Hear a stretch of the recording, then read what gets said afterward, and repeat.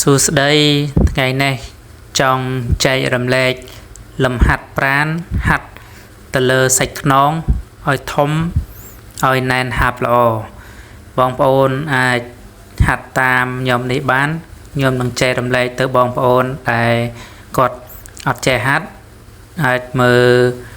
ក្នុងវីដេអូនេះបងប្អូនហាត់តាមខ្ញុំបានអញ្ចឹងពេលលេងយើងដាក់ជើងទៅមុខបន្ទាន់ជង្គង់តិចយើងព្យាយាមទប់គូតខាងក្រោមឲ្យតឹងហើយយើងព្យាយាមអែនចង្កេះពើងខ្នងពើងទ្រុង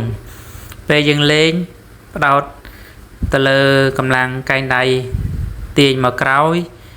ហើយយើងប្រឹងខ្នងឲ្យតឹងសម្រាប់លេងនេះបងប្អូនព្យាយាមលេងឲ្យច្រើនសាច់ដុំយើងវាឡើងកាន់តែធំអញ្ចឹងចាប់ផ្ដើមពេលយើងលេងយើងដេញពីគីឡូស្រាលហើយដេញពីគីឡូធ្ងន់ពីស្រាលមកធ្ងន់អញ្ចឹងធ្វើឲ្យសាច់ដុំយើងវាកាន់តែរីក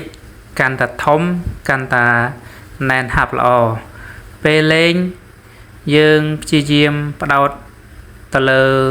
សាច់ខ្នងឲ្យតឹងកុំបធូរកាលណាបើយើងផ្ដោតតែកម្លាំងដៃទាញសាច់ខ្នងយើងអត់ប្រឹងក៏វាអត់ចូលទៅលើសាច់ខ្នងយើងនឹងដែរអញ្ចឹងយើងព្យាយាមប្រឹងទាំងខ្នងប្រឹងទាំងកែងដៃប្រឹងឲ្យតឹងដូចគ្នាបងប្អូននឹងបានលទ្ធផលល្អទៅលើសាច់ខ្នងលេងមួយក្បាច់ទៅ15ដងបងប្អូនលេង4ជុំមកយើងលេងបដិញគីឡូពីស្រាលមកធ្ងន់ដូចគ្នាពេលយើងលេងពេលយើងទាញឡើង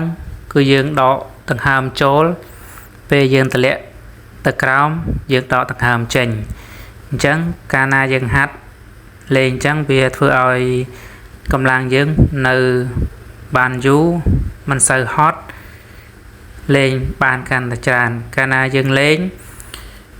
ផ្ទប់ដង្ហើមធ្វើឲ្យយើងវាថប់ដើមទ្រុងឬក៏ដកដង្ហើមមិនស្រួល